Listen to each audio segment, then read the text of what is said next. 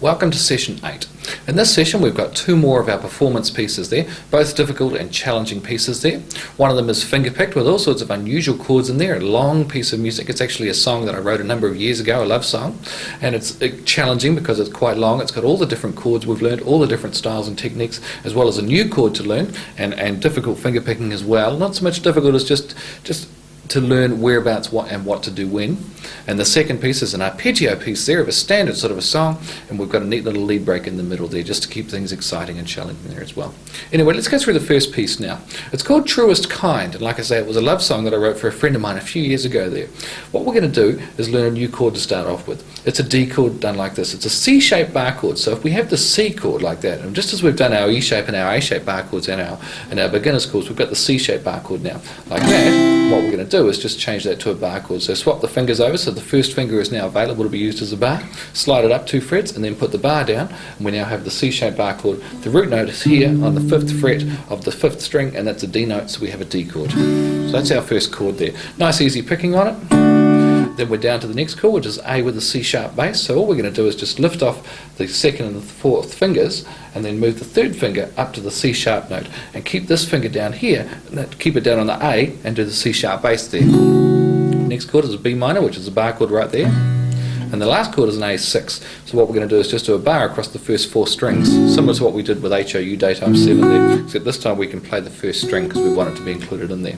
From there it does that a couple of times. Then from there we're down to the next chord, which is we put a G sharp bass down here, so we just keep that chord where it is, and then move the 3rd finger up here to the G sharp note. And then from there, we're then down to the next chord, an F sharp minor, so we're just going to bring our 3rd finger and bar it on the 1st, 2nd and 3rd strings down there, and bring the 2nd finger up here and play the F sharp note. Then we're down to an E add 9 chord, which is just where the 1st finger's onto the 1st fret of the 3rd string, and the 2nd finger's onto the 2nd fret of the 4th string as part of the E chord, and then the 3rd finger's going to come down here onto the 2nd fret of the 1st string to the add 9 there. And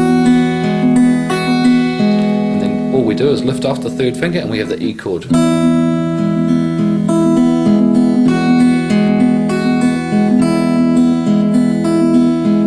Next chord is a D add 9 with an F sharp bass, just our standard 3-finger D with an F sharp type inverted triad there. Then a Ritz G, E with a G sharp bass, good stretch there. Quite difficult to get from the G to that in time, and if you haven't really practiced it you'll have a difficult time there. And then to the A chord. And that's what the verse does, just follows through that same theme there, the descending bass line all the way down. Into a G sharp, F, and then E, and then it comes back up quite quickly going F sharp, G sharp, and then A. And that's what the bass line's doing, and that's what makes the song so exciting. So it could merit a little bit of analysis on your behalf as to what the chords are doing and why they work. It's in the key of D, so you want to work out all the chords in the key of D and see how they come out there. Now after that we've got the chorus, which is just a standard D, A6, D, and then G. Just stock standard chords there. I'm doing the open D this time on the chorus instead of the bar chord D. So I'll play it for you now, just at a nice slow pace. There's no reason to play this slow or fast or 2 different times, just once will suffice, and just so you can hear what's going on. It's a nice sort of a walking pace anyway.